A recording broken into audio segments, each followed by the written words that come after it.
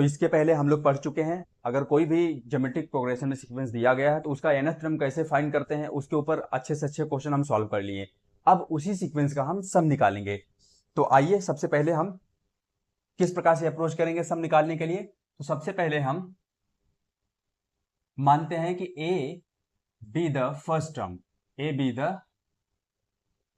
The first term. ये क्या हमारा फर्स्ट टर्म है। R be the common ratio, r be the common ratio, ठीक है। एन क्या हमारा number of terms, number of terms. बार बार इसलिए लिख रहे हैं क्योंकि आपको भी ये याद हो जाए, ठीक है ना। अब हमारा एस एन क्या है, एस एन हमारा जो है उस जो हमारा सीक्वेंस है ज्योमेट्रिक प्रोग्रेशन का उसका सम है, ठीक है ना। तो आइए अब हमें क्या सीक्वेंस था, हम लोग जो जब हम लोग nth टर्म फाइंड कर रहे थे उस समय हम लोग क्या लिखे थे। पहला टर्म क्या था हमारा a था, दूसरा टर्म हमारा क्या था ar था, तीसरा टर्म क्या था हमारा ar स्क्वायर था, चौथा टर्म क्या था ar क्यूब था, पांचवा टर्म क्या था हमारा ar 4 था। ऐसे करते करते जाएंगे तो क्या हो जाएगा ar n power -2 ar n-1, ठीक है ना। ये था, यही हमारा क्या है, यही हमारा nth टर्म है, ठीक है ना। बात समझ में आई। अब हमें क्या करना है, यहाँ पे ये क्या बोल रहा है, इसका सम करके बताओ क्या होगा। तो हम क्या करेंगे, यहीं पे एस एन सबको प्लस कर देंगे। क्या कर देंगे, सबको प्लस कर देंगे, सबको प्लस कर देंगे, सबको प्लस कर देंगे, सबको प्लस कर दिए। अब अगर हम इसमें इस पूरे जो ये जो पूरा सीक्वेंस है जो जिसका हम सम किए हैं, अगर इसमें हम r से मल्टीप्लाई कर दें, तो अगर r से मल्टीप्लाई करेंगे क्या हो जाएगा r इंटू एस एन। तो यहां पर अब आप देखेंगे तो हमारा हो जाएगा, क्या हो जाएगा ए आर प्लस जो a था वो हमारा क्या हो जाएगा ए आर हो जाएगा, जो ए आर था वो क्या हो जाएगा ए R square, A R cube, A are power 4, ठीक है ना। ऐसे ही करके plus A are power 5 plus ऐसे करते जाएगा। तो जो हमारा ए आर n-2 है तो क्या हो जाएगा ए आर n-1 हो जाएगा, प्लस जो हमारा n-1 है तो वो हमारा क्या हो जाएगा ए आर n हो जाएगा। इतना समझ में आया, ठीक है ना। अब हम क्या कर दें, यहां से शुरू किए, यहां से अब इसमें से हम क्या कर दें, ये हमारा क्या होगा, ये हमारा पहला इक्वेशन हो गया, ये हमारा दूसरा इक्वेशन हो गया। अगर हम पहले इक्वेशन से दूसरे इक्वेशन को सब्ट्रैक्ट कर दें तो देखें हमें क्या मिलता है। तो हम यहां से जब हम सब्ट्रैक्ट करेंगे तो क्या हो जाएगा S N minus R S N, ठीक है ना। सब्ट्रैक्ट करेंगे तो सभी टर्म क्या हो जाएंगे माइनस हो जाएंगे, सभी टर्म क्या हो जाएंगे माइनस हो जाएंगे, माइनस हो जाएंगे, सभी टर्म माइनस हो जाएंगे। तो अब आप यहां से देखेंगे ए आर से कैंसिल, इसे इससे कैंसिल, ठीक है ना। दूसरे कलर का यूज कर लेते हैं तो आपको समझ में आ जाएगा और अच्छे तरीके से। ए आर क्यूब से ए आर क्यूब कैंसिल मतलब सब्ट्रैक्ट हो जाएगा ना, जीरो हो जाएगा। इससे कैंसिल, इसके आगे ए आर 5 होगा उससे ये कैंसिल हो जाएगा। फिर आप देखेंगे यहाँ पे जो है इससे ये जो हमारा लिखा हुआ है ए आर n-2 ये भी क्या हो जाएगा, इसके पहले क्या होगा ए आर n-2 होगा, जिससे क्या हो जाएगा कैंसिल हो जाएगा। और ए आर n-1 से ए आर n-1 से कैंसिल हो गया। बचा क्या, फाइनली हमारा क्या रिजल्ट बचा, हमारा बचा ए और लास्ट टर्म बचा, ठीक है ना। क्या हो गया यहाँ पे हमारा होगा a minus of A R की पावर n।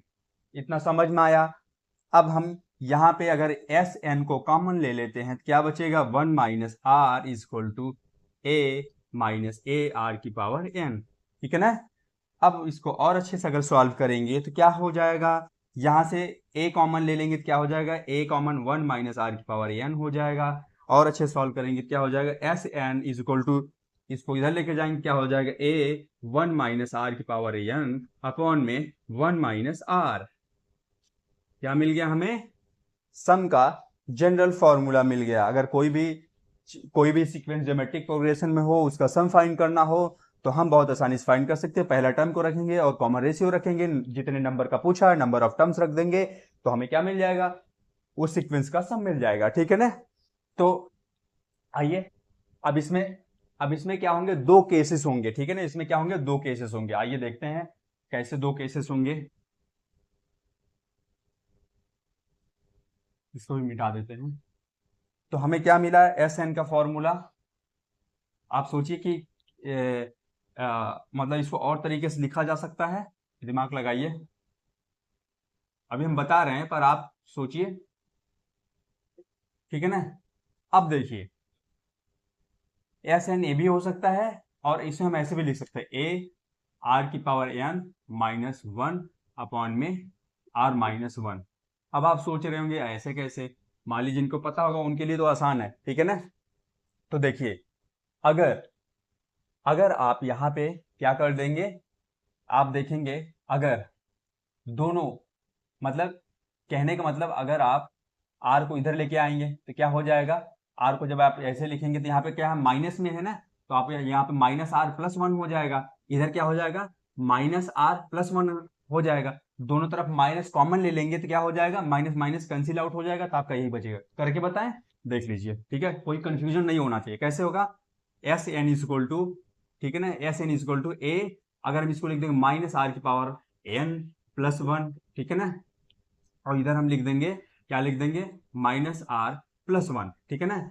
अब अगर दोनों तरफ माइनस आर कॉमन ले लेंगे तो क्या मिलेगा हमें, S N is equal to minus R common ले लेंगे तो हमारा होगा बाहर आएगा, मतलब कि माइनस बाहर अगर आ जाएगा तो ये हमारा होगा ए, और ये हमारा जब माइनस बाहर आ जाएगा तो यहाँ पे जो माइनस था हट जाएगा।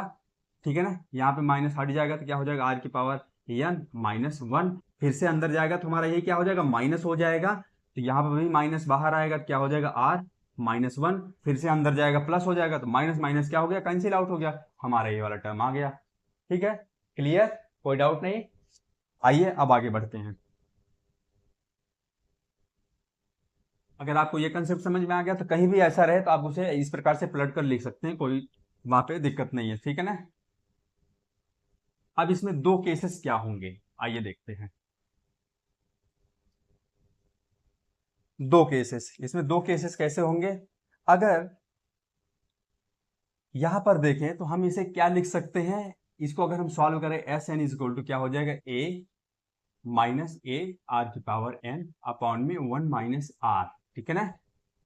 केसेस कैसे दो बनेंगे, इसे और सॉल्व करते हैं तो क्या हो जाएगा, a by one minus r, a by one minus r minus of A R power N upon में वन माइनस आर।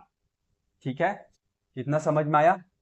अब इसके हम केसेस देखते हैं। पहला केस क्या है, यहां पे अगर ये जो हमारा ये जो हमारा आंसर आया है, ये किस केस में आया है, जहां पे R not is equal to one.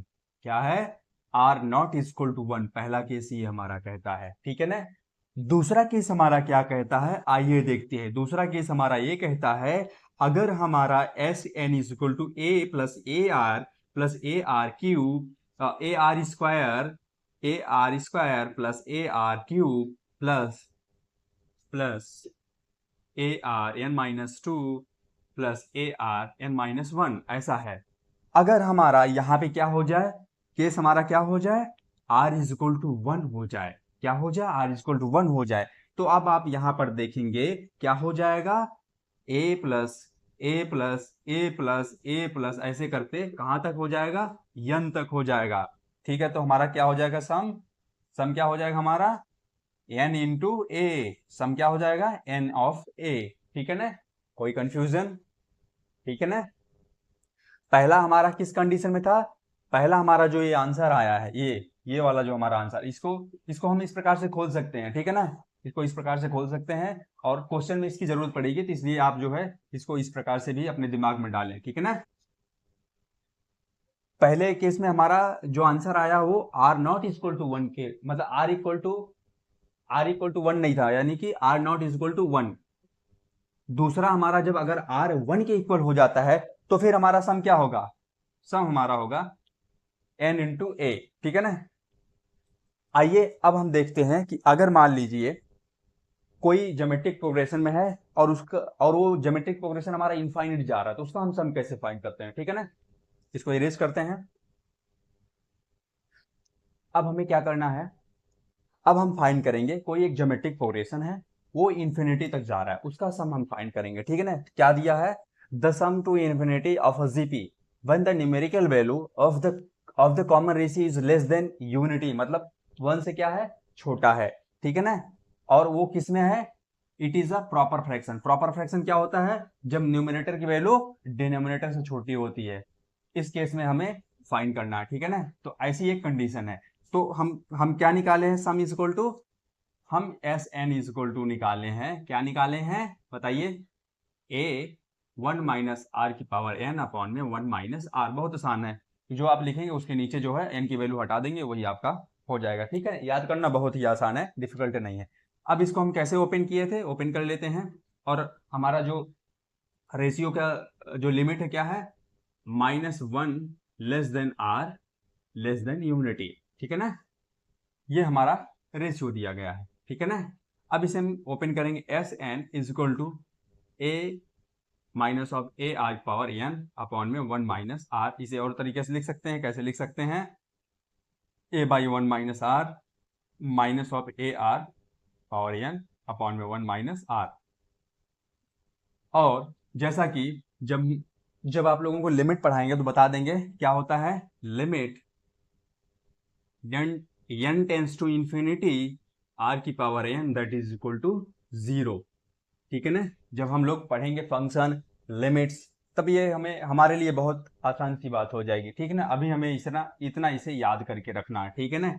और ये जो है, ये इस प्रकार से अगर लिखा रहे तो हम लिख सकते हैं mod of r is equal to mod of r less than 1, ऐसा भी हम इसे लिख सकते हैं, ठीक है ना।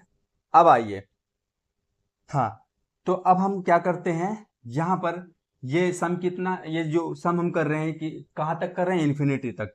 तो limit limit n tends to infinity S N is equal to limit. अब देखिए यहाँ पे n तो है नहीं, तो इसलिए क्या हो गया, यहाँ पे लिमिट लगेगी नहीं, तो क्या हो जाएगा, a/1 - r minus of limit limit.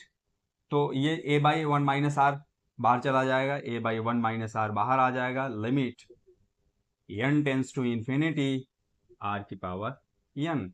और ये वैल्यू क्या है, 0 के इक्वल है। अगर यहाँ पे हम 0 रखेंगे तो क्या हो जाएगा हमारा, ये हमारा इंटू 0 होगा, तो ये क्या हो जाएगा, टोटल 0 हो जाएगा। तो हमें क्या मिला, a/1 - r। कहां तक, जब हमें एस एन कहां तक हो, इंफिनिटी तक सम करना हो, तो हमें इस प्रकार के फॉर्मूले को यूज करना है, ठीक है ना। अब आपके मन में क्वेश्चन होगा कि ये जो रिलेशन निकला ये सही है कि नहीं सही है, इसका यूज क्या है, एप्लीकेशन क्या है। तो आइए एक क्वेश्चन लेते हैं और उसको सॉल्व करते हैं, फिर आपको जो है इसके ऊपर से जो डाउट है वो क्लियर होगा, ठीक है ना। ये हमारा क्वेश्चन है, ठीक है ना, रेकरिंग डेसिमल का क्वेश्चन है, ठीक है ना। इससे क्या हो जाएगा, ये आप पढ़ भी चुके हैं इसके पहले। तो इसके दोनों मेथड से सॉल्व करेंगे कि हमारा जो इस मेथड से जो आंसर आया उस मेथड से आ रहा है कि नहीं आ रहा है, ठीक है ना। तो इसे हम कैसे लिख सकते हैं, 0.3654545454 ऐसे ही कहाँ तक जाएगा, इंफिनिटी तक जाएगा, ठीक है ना। तो अब हम इसे कैसे लिख सकते हैं, इसे हम इस प्रकार से लिख सकते हैं, सम के अकॉर्डिंग कैसे लिख सकते हैं, 0.36 प्लस 0.0054 प्लस 0.00054, ऐसे करके हम इंफिनिटी तक लिख सकते हैं, ठीक है ना। कोई कंफ्यूजन, ठीक है ना। इसका हमको क्या करना है, सम करना है, ठीक है ना। कोई कंफ्यूजन। अब हम इसको किस प्रकार से लिख सकते हैं, ऐसे लिख सकते हैं, 36/100 54/40 54 कितना 60 10⁶। यहाँ पे क्या हो जाएगा, 10⁴। यहाँ पे हो जाएगा 10⁻², ठीक है। ऐसे कहाँ तक, इन्फिनिटी तक। कोई कंफ्यूजन? ठीक है ना। अब हमें क्या करना है, 36/10² प्लस यहाँ से क्या ले लेंगे हम, 54/10⁴ को कॉमन ले लेंगे, क्या बचेगा 1 + 1/10² प्लस 1 यहाँ पे क्या था 8 था, क्या हो जाएगा आगे 8 होगा तो आगे ये हो जाएगा 4 + 2 इन्फिनिटी तक। ठीक है ना। अब क्या हो जाएगा ये यहाँ पे 36/10² और ये हमारा इन्फिनिटी तक जा रहा है तो क्या हो जाएगा 54/10⁴। अब इन्फिनिटी तक जा रहा है तो हम क्या कौन सा फॉर्मूला यूज करेंगे, S N limit n tends to infinity क्या था a/1 - r था। बड़ा सिंपल है, a की वैल्यू क्या है 1 है, 1 - r की वैल्यू क्या है 1/10²। ठीक है ना। ये वैल्यू आ गई। इसको जब आप सॉल्व करेंगे, ठीक है ना, इसको आप सॉल्व करेंगे, इसको आप सॉल्व कर लीजिएगा, इसकी हम डायरेक्ट वैल्यू लिख दे रहे हैं।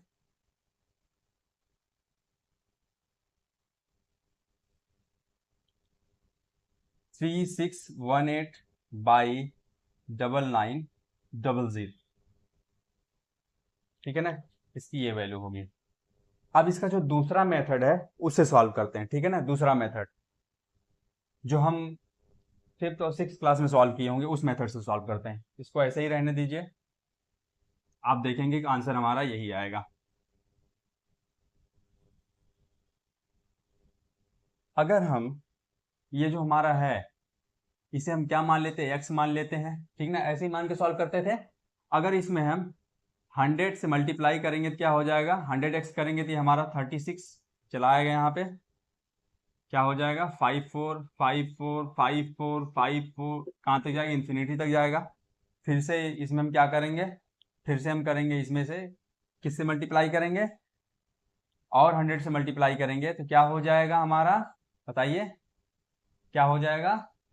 ये हो जाएगा हमारा 10,000। इसमें इसमें जब मल्टीप्लाई करेंगे फिर से हम 100 से, तो हमारा क्या हो जाएगा 10,000x, ये हो जाएगा हमारा 3654 554545454 टू इन्फिनिटी तक। ठीक है ना। अब हम क्या करेंगे, इसको पहला मान लेते हैं, इसको दूसरा मान लेते हैं, तो पहले से दूसरे को सब्ट्रैक्ट कर दीजिए तो क्या आ जाएगा, नहीं इसको पहला माने तो दूसरे से पहले को सब्ट्रैक्ट करना। ठीक है ना, दूसरे को पहले से सब्ट्रैक्ट कर दीजिए तो क्या आ जाएगा।